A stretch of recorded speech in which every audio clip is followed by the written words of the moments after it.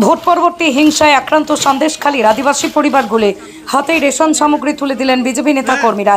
সন্দেশখালীর বড় আজগারা গ্রামে গেরুয়া শিবিরের পক্ষ থেকে আক্রান্ত পরিবারের হাতে চাল, ডাল, সয়াবিন তেল, রান্নার প্রয়োজনীয় সামগ্রী তুলে দেওয়া হয়।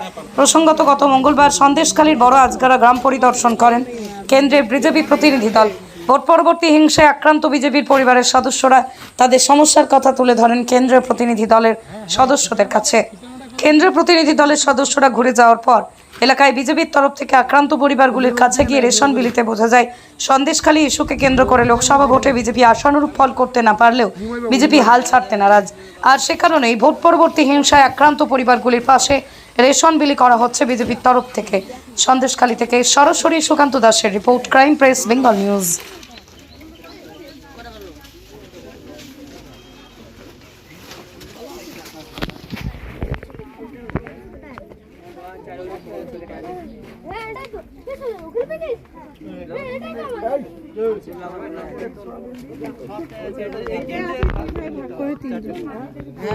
হ্যাঁ, এইটা 10টা আছে, ওটা দুটো 12টা।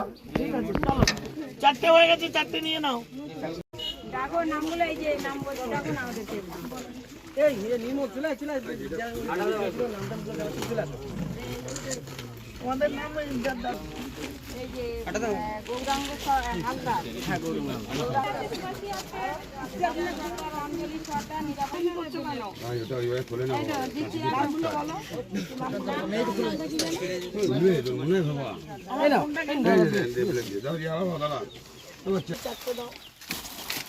আটা দেবো, আটা তুলে দিয়ে দাও।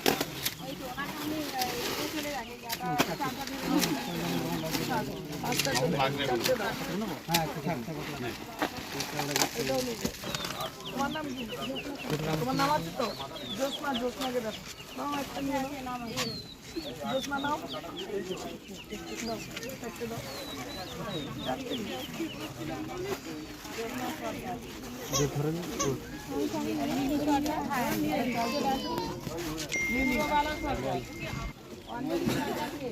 অঞ্জলি